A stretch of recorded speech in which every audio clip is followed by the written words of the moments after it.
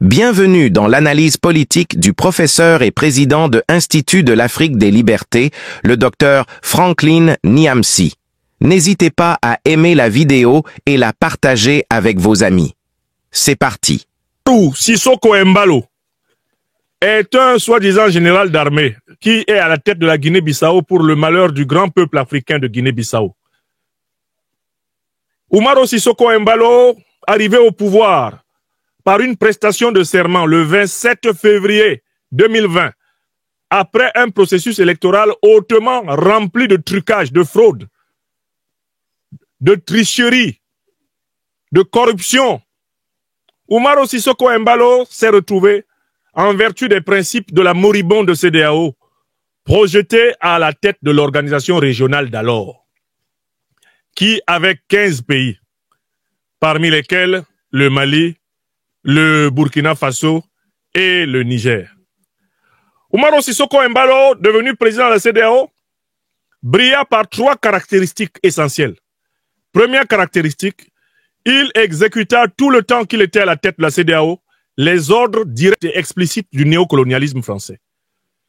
Il alla même jusqu'à avoir le ridicule de se déshabiller publiquement sur ordre du président français. Ça, tout le monde a vu. Visitant Bissau, le président français Emmanuel Macron enlève sa veste et la confie à un des membres de son protocole. Séance tenante, urbi et orbi, publiquement, devant le monde entier. Il se retourne et demande à Embalo de tomber sa veste. Embalo, qui est dans son pays, la Guinée-Bissau, exécute l'injonction macronienne et se déshabille, tombe sa veste aux grandes dames des Bissau-Guinéens, des Bissau-Guinéennes humiliés par ce comportement farcesque, carnavalesque, ce comportement don quichotesque, ce comportement farfelu, eh bien, du parvenu à la tête de la grande Guinée-Bissau, du camarade Amilcar Cabral. Première caractéristique. Deuxième caractéristique, l'homme va briller par une tentative de participer à toutes les opérations d'agression contre les pays dirigés par des Africains déterminés à servir leur peuple. Tous les pays ouest-africains qui ont choisi de servir la souveraineté africaine, les intérêts stratégiques et les intérêts vitaux de l'Afrique, ces pays seront attaqués par Embalo. Et à cette occasion, Embalo sera auteur d'une proposition inouïe. Il sera auteur d'une proposition inouïe et je voudrais vous rappeler cela parce que quand le temps passe, il y a certains qui oublient. Voici ce que Embalo préconise pour tout pays dans lequel les dirigeants ne font pas les 4 volontés du néocolonialisme français, de l'impérialisme occidental, de la propagande démocratique occidentale, eh bien, cornaqué par l'ONU, cornaqué par l'Union européenne et tous ses satellites. Embalo va recommander la chose suivante. Nous allons donner la parole à l'histoire pour que tout le monde sache ce que Embalo avait préparé pour les autres. Monsieur Embalo, prenez la parole. Que devait-il se passer dans tout pays où on ne respecte pas correctement la loi, selon vous? La principale annonce de cette conférence de presse tenue à l'instant par Emmanuel Macron et son homologue de Guinée-Bissau. Que devait-on faire dans tout pays qui ne respecte pas? Ce dernier est actuellement à la tête de la CEDEAO, la communauté économique des États de l'Afrique de l'Ouest, en première ligne en cas de crise et de coup d'État. Ça a notamment été le cas au Burkina Faso, en Guinée, mais aussi au Mali récemment. Extrait. Je peux vous dire aussi, il est déjà sur la table. En création d'une force anti-putsch qu'on est en train de penser à créer. Et ça va permettre que tout le monde comprenne que nous sommes en plein siècle XXI. C'est inadmissible, inacceptable de coup d'État. Ah bon? On ne peut pas penser que pour arriver au sommet de l'État, c'est un fast-track. Non. Comme bien dit au président Macron, ça, il y a les procédures pour arriver chef d'État. Donc, il faut qu'on soit tous républicains. C'est le peuple qui a le droit de sanctionner les dirigeants. Ah bon? Voilà, conférence de presse suivie notamment par Gauthier Ribinski. Gauthier, après le G5 Sahel contre les groupes djihadistes, voici la force anti-putsch contre les coups d'État. Donc, je m'arrête là. Cet individu a prétendu que dans tout pays où il y a un coup d'État, que ce soit un coup d'État civil perpétré par quelqu'un qui n'est pas militaire ou un coup d'État militaire perpétré par un militaire, la CEDEAO désormais va envoyer des militaires pour établir l'ordre constitutionnel. Or, que vient de faire Embalo? Embalo a dissous par 2 fois l'Assemblée nationale de son pays, uniquement parce que cette Assemblée nationale n'était pas à sa botte et qu'il avait perdu les élections législatives. Embalo s'est permis de faire que actuellement la Guinée-Bissau n'a pas d'Assemblée nationale. Depuis le mois de décembre 2024, la Guinée-Bissau n'a pas d'Assemblée nationale. Alors que la constitution bissau-guinéenne, que j'ai dûment consultée, interdit de modifier, de dissoudre l'Assemblée nationale, de dissoudre le Parlement dans le dernier trimestre avant le départ du président sortant. Embalo a été investi président de la République de Guinée-Bissau le 27 février 2020 pour 5 ans. Il s'ensuit que le 27 février 2025, le mandat d'Embalo s'achève. Et il s'ensuit qu'en décembre 2024, Embalo n'était pas en droit. Et d'ailleurs, 6 mois avant la fin de son mandat, il n'était plus en droit de mettre fin à l'Assemblée nationale. Or, c'est ce qu'il a fait. La constitution de la Guinée-Bissau est pourtant très claire sur le sujet. J'ai publié les extraits de la constitution. Et notamment, j'ai publié les extraits de la constitution, je vais vous les retrouver. Et l'Afrique va être victime. Et vous en lire, je vais vous les retrouver et vous les lire. Je les ai publiés. Je les ai publiés sur ma page Facebook. Sur ma page Facebook. Rien que pour vous rappeler qu'Embalo a bel et bien perpétré un coup d'État. Alors, il est dit dans la constitution bissau-guinéenne, il est dit ceci. Le mandat du président de la République est de 5 ans. Le président de la République ne peut être, ça c'est l'article 66, le président de la République ne peut être candidat ni à un 3e mandat consécutif, ni au cours des 5 années suivant la fin de son 2e mandat. Si le président de la République renonce à ses fonctions, il ne peut se présenter aux élections suivantes, ni à celles organisées dans les 5 années qui suivent. L'article 67 dit « Le président de la République élu est investi en séance plénière de l'Assemblée nationale populaire par son président. Il prête le serment suivant. Je jure sur mon honneur de respecter la Constitution et les lois, l'indépendance et l'unité de la nation, de consacrer mon intelligence et mes énergies au service du peuple de Guinée-Bissau et de remplir avec fidélité les devoirs de la haute fonction à laquelle, j'ai été choisi. » Or, que fait Embalo? Cette Assemblée nationale devant laquelle il a prêté serment, le 27 février 2020, il l'a dissoute. Il n'y a plus d'Assemblée nationale. Il décrète que lui, il est président de la Guinée-Bissau jusqu'au 30 novembre 2025. Quelle est la justification constitutionnelle de la période qui va du 27 février 2025 jusqu'au 30 novembre 2025? Aucune. Par conséquent, Umaro Sissoko Embalo est responsable d'un coup d'État constitutionnel. Et comme il est militaire, c'est à la fois un coup d'État civil et un coup d'État militaire. C'est un coup d'État civilo-militaire. Si on suivait donc Embalo dans sa propre logique, il faudrait que la force anti-putsch de la CEDEAO aille le renverser, le déposer, pour faire organiser des élections, afin que un Bissau ou une Bissau guinéenne réellement élue par le peuple exerce le pouvoir. Mais qu'est-ce qui s'est passé? La CEDEAO n'a même pas envoyé une force. La CEDEAO n'a même pas menacé d'attaquer militairement la Guinée-Bissau, alors qu'elle avait menacé d'attaquer militairement le Niger. Qu'est-ce que la CEDEAO a fait? Elle a dépêché une mission pour essayer d'aplanir le différend entre l'opposition bissau-guinéenne et le pouvoir Embalo. Pendant que la mission de la CEDEAO était à Bissau, Embalo l'a menacé de coups et blessures. Embalo a dit publiquement que la CEDEAO ne fait pas la loi en Guinée-Bissau. Embalo a donné 24 heures aux diplomates de la CEDEAO pour quitter le territoire bissau-guinéen. Et Embalo vient de déclarer qu'il est candidat à sa propre réélection. Après avoir déclaré publiquement et solennellement, il y a 3 mois à peine, qu'il ne sera pas candidat à sa réélection. Donc, Embalo est doublement coupable de violation de la constitution de Guinée-Bissau. D'abord, premièrement, parce que sa dissolution de l'Assemblée nationale est illégale. Elle a été faite hors délai. Il faut voir surtout l'article 66 de la Constitution.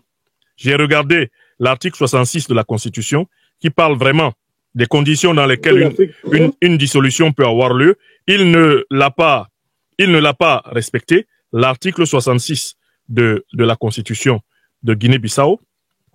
Monsieur ne l'a pas respecté. Cet article dit, voilà, les articles de la Constitution de Guinée-Bissau précisent que dans les 6 mois, et pour certains, dans les 3 mois avant la fin du mandat, le président ne peut plus dissoudre l'Assemblée nationale. Donc, il a fait un coup d'État contre la Constitution à 2 points de vue. Premièrement, il a dissous l'Assemblée nationale. Et deuxièmement, il vient de s'octroyer une prolongation de mandat présidentiel qui n'est pas prévue par la loi entre le 27 et le 30 novembre. 2 violations flagrantes.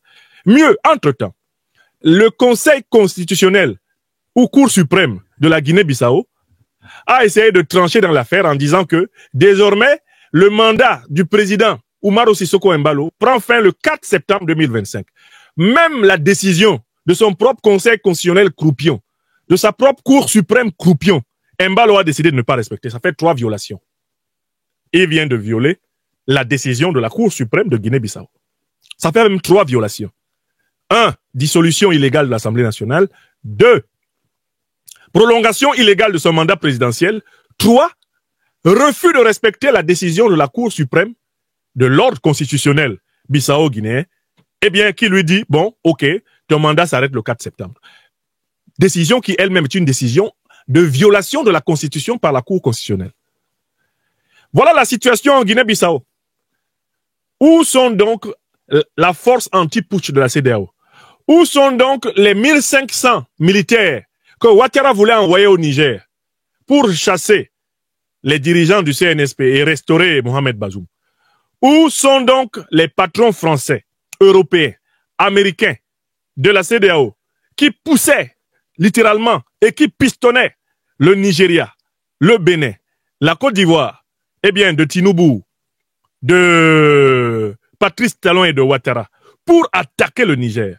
Où sont tous ceux qui ont harcelé le Mali et le Burkina, menacé de coups et blessures les dirigeants de ces pays pour le rétablissement d'un ordre constitutionnel en faveur de la France-Afrique?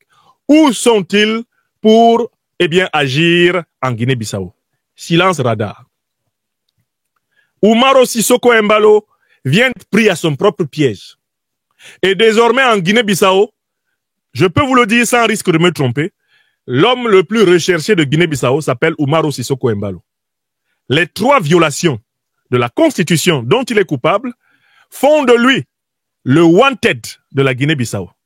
Or, en Guinée-Bissau, les chefs d'État qui se sont amusés à piétiner ce peuple révolutionnaire, ils ont fait long feu. Je recommence. En Guinée-Bissau, tous les chefs d'État qui se sont amusés à piétiner ce peuple révolutionnaire ont fait long feu. Une 3e fois.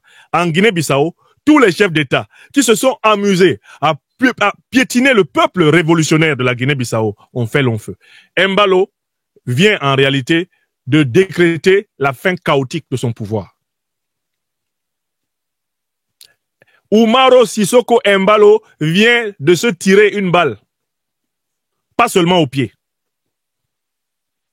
Umaro Sissoco Embalo vient de se suicider politiquement en Guinée-Bissau. Vous pouvez écrire cela et noter la date. Nous sommes le 4 mars. Le 4 mars 2025. Je vous annonce que M. Umaro Sissoco Embalo vient de se suicider politiquement. Écrivez ça. Tilana. Et maintenant, vous allez voir cela s'accomplir. Alors, monsieur qui maintenant se dresse contre le peuple bissau-guinéen, qu'il traite comme un peuple d'esclaves, alors que c'est l'un des peuples les plus courageux et les plus résistants du monde, qui a bouté de son territoire le colon portugais grâce à la grande lutte du PAIGC, du camarade Amilcar Cabral. Eh bien, Umaro Sissoco Embalo veut tromper l'opinion. L'opinion bissau-guinéenne, l'opinion africaine et mondiale. Qu'est-ce qu'il fait? Premier voyage, il va en Russie chez le président Poutine pour lui dire « Aidez-moi militairement, on veut m'attaquer, on veut me renverser pour imposer des néocolonialistes, des valets, des satrapes de l'impérialisme en Guinée-Bissau. Président Poutine, venez m'aider. Vous savez, je suis assis dans le fauteuil du camarade Amilcar Cabral, qui était un grand combattant de la liberté de l'Afrique. Je suis son digne héritier. » Il dit ça à Vladimir Poutine, qui est un excellent connaisseur des luttes d'indépendance de l'Afrique. Puisque en tant qu'officier du KGB, Vladimir Vladimirovich Poutine a participé à plusieurs mouvements de libération africains comme conseiller militaire. Il était dans les années 70, 60 et même 80 au Congo, en Guinée-Bissau, en Angola, au Zimbabwe. Il a écumé l'Afrique australe et l'Afrique de l'Est. Vladimir Poutine, que vous voyez là, est un ancien colonel du KGB qui a été un conseiller militaire des mouvements de libération africains. Lui, il sait très bien que Embalo est un traître. Il sait très bien qu'Embalo est un caniche de la France-Afrique. Il sait très bien que Embalo est un homme indigne de confiance. C'est quelqu'un qui raconte à chacun ce qu'il lui faut pour lui récupérer des avantages. C'est un opportuniste, un profito-situationniste, un bourgeois comprador, un ennemi de la libération africaine. Le président Vladimir Vladimirovich Poutine le sait. Donc quand Embalo parle dans l'oreille droite de Poutine, ça sort par son oreille gauche. Il est donc allé en Russie, croyant par là tirer le tapis sous les pieds de ses adversaires politiques en leur coupant en quelque sorte le soutien de Moscou. Mais il y a un fait fondamental dans la politique de Moscou en Afrique que je voudrais souligner, pour ceux qui ne le savent pas. Mais Moscou n'aide personne à faire un coup d'État. Dans la ligne de Moscou, celui qui veut faire un coup d'État dans son pays doit compter sur le soutien de son peuple. Si vous avez le soutien de votre peuple et que vous êtes un militaire et que vous faites un coup d'État qui a le soutien populaire, il est probable que Moscou vous soutienne. Parce que Moscou, dans sa ligne géostratégique et géopolitique en Afrique, ne respecte que les leaders qui ont une assise populaire. Moscou ne s'engage qu'avec des leaders qui ont une assise populaire. Sinon, avec tous les autres, ils font des affaires. Les Russes font des affaires. Vous êtes au pouvoir. Il y a une affaire que les Russes peuvent faire avec vous, ils la font. Ils ne jugent pas en bien ou en mal de votre politique.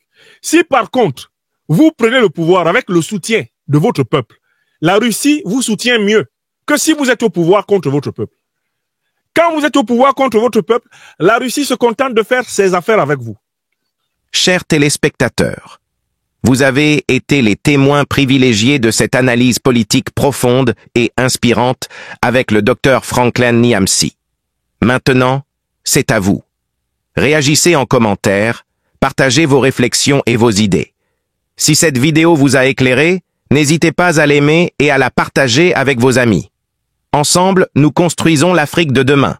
Restez connectés sur Afrique Diverse TV pour encore plus d'informations et de débats passionnants. À très bientôt.